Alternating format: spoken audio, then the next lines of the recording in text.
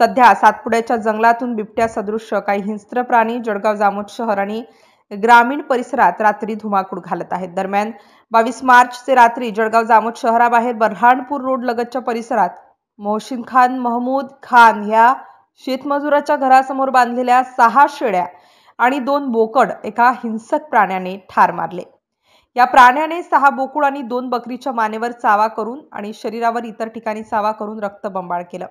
त्यातील 5 प्राण्यांचे मृतदेह जागीच सोडले तर 3 मृतदेह संबंधित हिंस्त्र प्राण्याने सोबत मेल्याने परिसरातील नागरिकांमध्ये भीतीचे वातावरण निर्माण झाले आहे।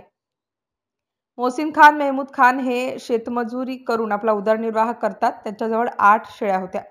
या शेळ्या ठार झाल्यामुळे त्यांचे किमान 1.5 लाख रुपयांचे नुकसान झाले आहे। त्याच्यासोबत दुसऱ्या घटनेत तालुक्यातील ग्राम रसूलपूर येथील रियाज खान अताउल्ला खान ह्या शेतमजुराच्या अंगणातून 3 बकऱ्या सुद्धा एका हिंस्त्र प्राण्याने 2 मार्चच्या रात्री ठार केल्याची घटना घडली आहे। या दोन्ही घटनांचा पंचनामा वन विभागाच्या अधिकाऱ्यांनी केला असून पुढील तपास वनपरिक्षेत्र अधिकारी निलेश काळे यांच्या मार्गदर्शनाखाली वनपाल विवेकानंद पाथरीकर आणि त्यांचे सहकारी करीत आहेत। MCN न्यूज मराठी करिता संजय दांडके, जळगाव। इस वक्त हम मौजूद हैं जलगांव जामुद के रशीद सेठ के प्लॉट में। कल रात में 2 बजे मोहसिन के घर पे जो मेरे साथ में मौजूद है, इसके 7 से 8 जो बकरे हैं यहाँ पर बंधे हुए थे।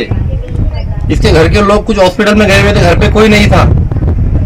अचानक में 2 बिट्टे आए, जिसको लोग कोई चीता बोलता है, कोई बिट्टिया बोलता है। उस बिट्टिया ने सारे बकरी के बच्चों को और बकरिया को पूरा तबाह बर्बाद कर दिया।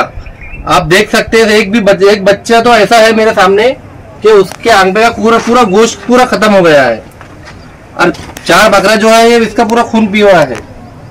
हम लोगों ने अभी फॉरेस्ट ऑफिस अधिकारियों को बुलाए थे, उन लोगों ने यहाँ पर आके पंचनामा करे और पंचनामा करके उन लोगों ने हमको आश्वासन दिया अधिकारियों ने कि तत्काल हम जो है तो 70% इस मोहसिन को मुआवजा दिलाएंगे।